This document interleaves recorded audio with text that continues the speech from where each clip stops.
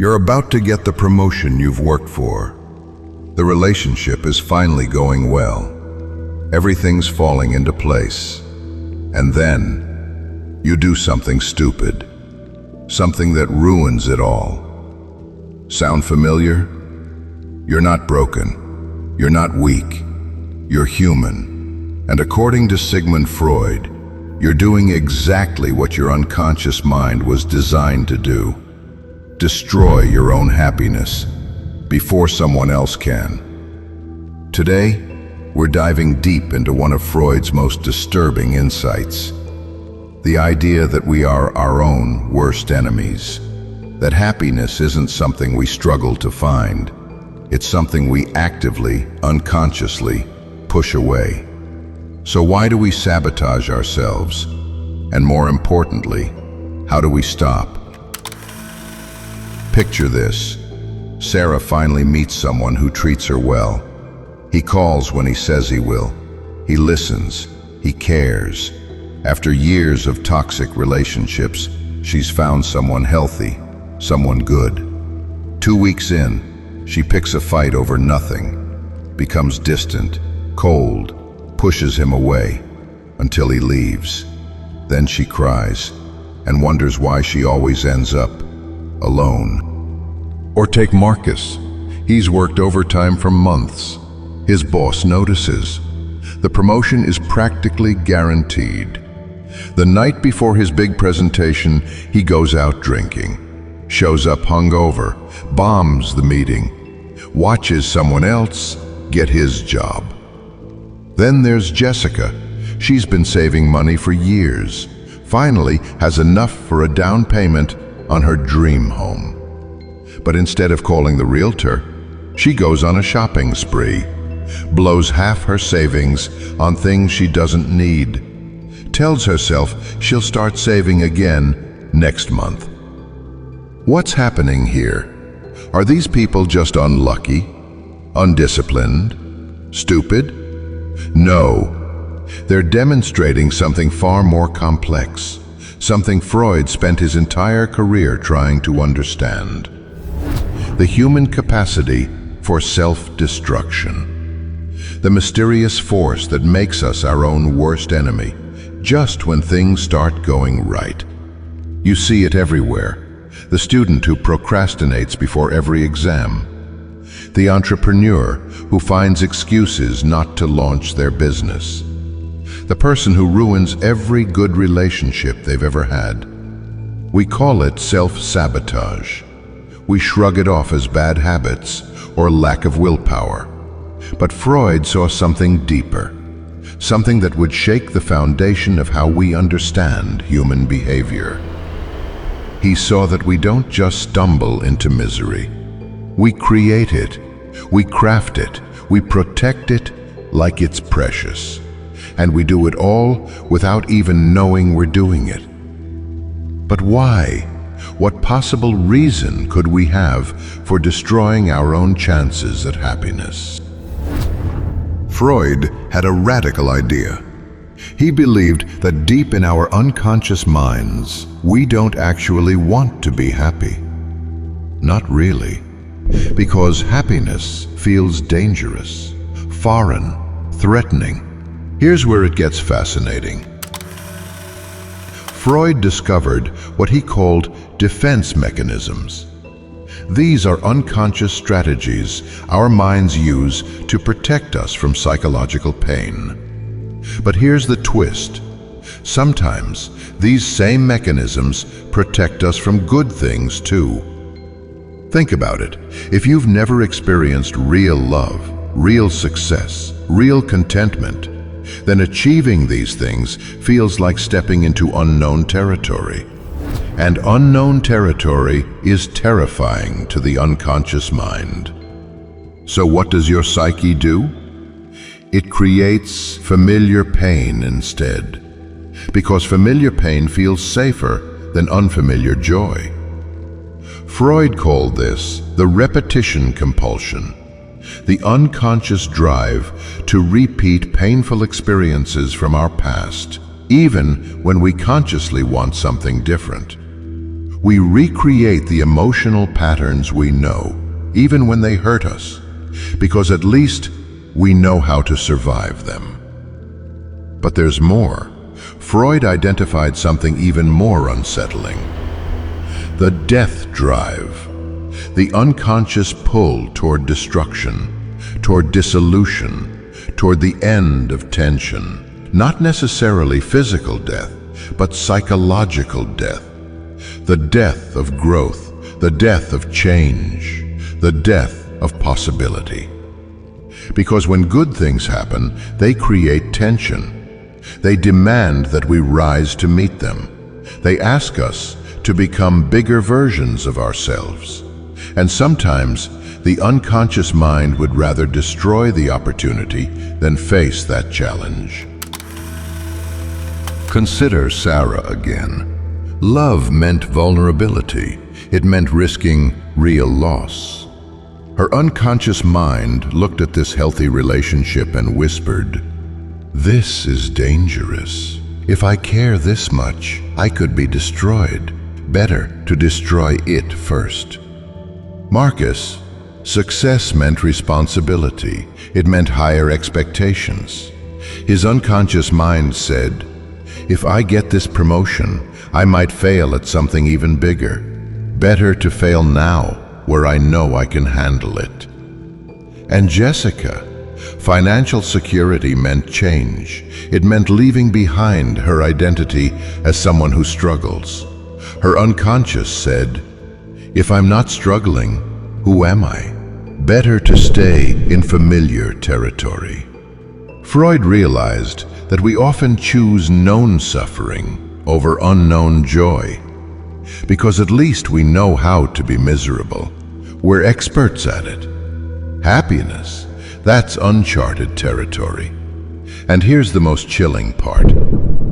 These defense mechanisms operate completely outside our conscious awareness. We don't sit down and decide to ruin our lives. We just find ourselves making choices that lead to familiar forms of pain. The promotion falls through because of something we did. The relationship ends because of something we said. The opportunity slips away because of something we didn't do. And we tell ourselves it's bad luck, bad timing, anything but the truth. The truth that we are unconsciously complicit in our own suffering. Now, fast forward to today's world. Social media, dating apps, the gig economy, endless choices, and endless opportunities. You'd think all this freedom would make us happier, right? Wrong. Freud's insights are more relevant now than ever. Take social media. We have platforms designed to showcase our best moments, to connect us with others, to celebrate our successes. So why do so many people use them to feel worse about themselves? Because seeing others' happiness triggers our defense mechanisms. Their success makes our unconscious mind nervous. So we scroll and compare and criticize until we feel appropriately miserable again. Familiar misery restored. Or consider modern dating. We have access to more potential partners than any generation in history. Apps that can connect us with compatible people in minutes. So why are people lonelier than ever? Because when faced with real intimacy, real connection, our defense mechanisms kick in. We ghost people who treat us well. We chase people who ignore us. We create drama where none exists. Because drama feels more familiar than genuine love. And the workplace is another battlefield. We live in an era of unprecedented opportunity. Remote work, entrepreneurship, career pivots. Yet anxiety and dissatisfaction are epidemic. Why? Because opportunity creates pressure, pressure to grow, to change, to become someone new. And the unconscious mind often prefers the devil it knows. So we procrastinate on our dreams. We stay in jobs that drain us. We find reasons why we can't pursue what we actually want. Even our relationship with success has become toxic. We live in a culture that celebrates achievement, yet we're plagued by imposter syndrome. We get what we worked for, then convince ourselves we don't deserve it. We find ways to minimize our accomplishments, to prove to ourselves that we're still the struggling person we've always been. Freud would recognize all of this immediately. The repetition compulsion, playing out on a massive scale. Millions of people unconsciously choosing familiar pain over unfamiliar joy. But here's what's particularly twisted about our modern world. We have more tools than ever to understand ourselves. Therapy, self-help books, meditation apps, personal development courses, and yet we often use these very tools to maintain our self-sabotage. We become addicted to analyzing our problems without solving them. We read about growth, but avoid growing. We understand our patterns intellectually, while continuing to repeat them emotionally. Why? Because even our self-awareness can become a defense mechanism. As long as we're working on ourselves, we don't actually have to change. We can stay in the comfortable discomfort of knowing why we're stuck, without taking the terrifying step of becoming unstuck. But here's where Freud offers us something revolutionary. Something that can change everything, if we're brave enough to accept it. The insight that awareness itself is the beginning of freedom. You see, defense mechanisms only work when they're unconscious. The moment you start to see them operating, they begin to lose their power. It's like catching a pickpocket in the act. Once you know what they're doing, they can't do it anymore. Freud believed that making the unconscious conscious was the path to psychological freedom. And this applies directly to self-sabotage.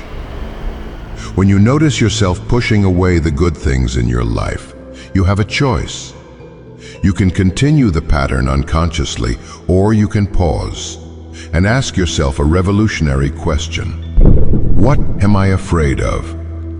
Because that's what self-sabotage really is. Fear dressed up as self-destruction. Sarah wasn't afraid of the man who cared about her. She was afraid of being vulnerable enough to care back. Marcus wasn't afraid of success. He was afraid of the responsibility that comes with it. Jessica wasn't afraid of money. She was afraid of who she might become if she wasn't struggling. But here's the beautiful part. Once you identify the fear, you can have a conversation with it. You can acknowledge it without letting it control you. I notice I'm scared of this relationship because it matters to me. And that's exactly why I should lean into it, not run from it. I notice I'm scared of this success because it will change my life. And change, even good change, is frightening. But I can be scared and successful at the same time. I notice I'm scared of financial security because it's unfamiliar. But maybe it's time to become familiar with good things happening to me. This is what Freud called sublimation. Taking the energy we usually put into self-destruction and redirecting it towards self-creation. Using our natural defensive tendencies to protect our growth instead of our stagnation. The goal isn't to eliminate fear. It's to stop letting fear eliminate our opportunities for happiness. And here's something Freud understood, that many modern approaches miss. This work isn't comfortable. It's not supposed to be. Growth requires us to sit with discomfort, to tolerate the anxiety that comes with change. But the alternative is worse. The alternative is spending your life wondering why good things never happen to you, not realizing that you're the one making sure they don't. So how do you start breaking these patterns? How do you stop being your own worst enemy? First, start paying attention to your moments of almost. Those times when something good is about to happen and you feel the urge to mess it up. Notice the sensation, the restlessness, the sudden desire to do something destructive. This is your repetition compulsion, trying to kick in. Don't judge it, just observe it. Say to yourself, interesting, my mind is trying to protect me from this good thing by destroying it. Second, ask yourself what familiar feeling your self-sabotage is trying to create. Rejection, failure, disappointment, loss, whatever it is, recognize that your unconscious mind finds this feeling safer than its opposite. Then comes the crucial part. Instead of acting on the urge to sabotage, sit with the discomfort of not sabotaging. Feel what it's like to let good things happen. It will feel wrong at first, foreign. That's normal. Third, practice what Freud called free association with your own resistance. When you notice yourself avoiding something good, ask yourself, what does this remind me of? Let your mind wander. Often, you'll discover that your current self-sabotage is connected to something from your past. Maybe you're avoiding love because love meant pain in your childhood. Maybe you're avoiding success because success made you a target growing up. Maybe you're avoiding peace because chaos is all you've ever known. Understanding these connections doesn't automatically fix them, but it does give you power over them. You can say, that was then, this is now. I don't have to repeat my history. Fourth, start small. Don't try to revolutionize your entire life overnight. Pick one small area where you tend to self-sabotage and practice doing the opposite. Let the compliment land instead of deflecting it. Send the email instead of procrastinating. Have the difficult conversation instead of avoiding it. Each time you choose growth over sabotage, you're rewiring your unconscious patterns. You're teaching your mind that good things can be safe. Finally, be patient with yourself. These patterns developed over years or decades. They won't disappear overnight, but they will begin to loosen their grip on you as you bring them into the light of conscious awareness. Here's what Freud understood that we often forget. We are not victims of our unconscious minds. We are unconsciously creating our own experiences. And if we can create misery unconsciously, we can create happiness consciously. The same psychic energy that goes into self-sabotage can be redirected towards self-creation. The same mind that protects you from imagined threats can learn to protect your actual growth.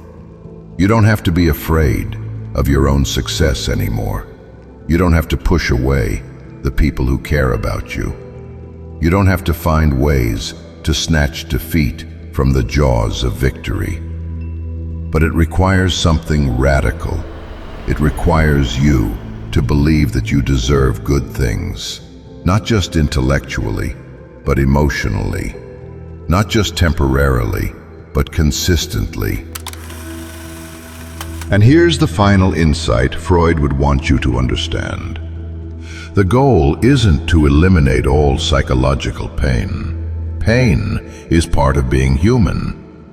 The goal is to stop creating unnecessary pain, to stop being the author of your own suffering. When you stop sabotaging yourself, you discover something wonderful. Life is hard enough without you making it harder. There are enough real challenges in the world without you manufacturing fake ones. You can let good things happen to you. You can let yourself be happy. You can let yourself succeed. Not because you've earned it or deserved it, but because you finally stopped standing in your own way. The unconscious mind that once protected you from imagined threats can learn to protect your actual dreams. The psychic energy you once spent on destruction can be spent on creation. You can become your own best friend instead of your own worst enemy. And that, Freud would say, is the beginning of everything. So the next time you feel that familiar urge to mess up something good, remember what Freud taught us. You're not broken, you're just scared. And being scared doesn't mean you have to stop. It means you have to start recognizing fear as a compass, pointing toward what matters most. But what happens when you do start letting good things happen? When you stop sabotaging yourself and start succeeding? That brings us to another one of Freud's most controversial ideas, the concept of guilt and the superego. Because it turns out, stopping self-sabotage is just the first step. The real challenge comes when you have to deal with the guilt of actually being happy. The unconscious belief that you don't deserve good things, that success makes you somehow bad or selfish. In the next video, we're exploring Freud's understanding of why success can feel like a crime, and how to overcome the internal prosecutor that tries to punish you for thriving. Until then, pay attention to your moments of almost. Notice when you're about to mess up something good, and ask yourself the question that can change everything. What am I really afraid of? Your unconscious mind has been running the show for too long. It's time to take back control. See you in the next one, where we make the unconscious conscious.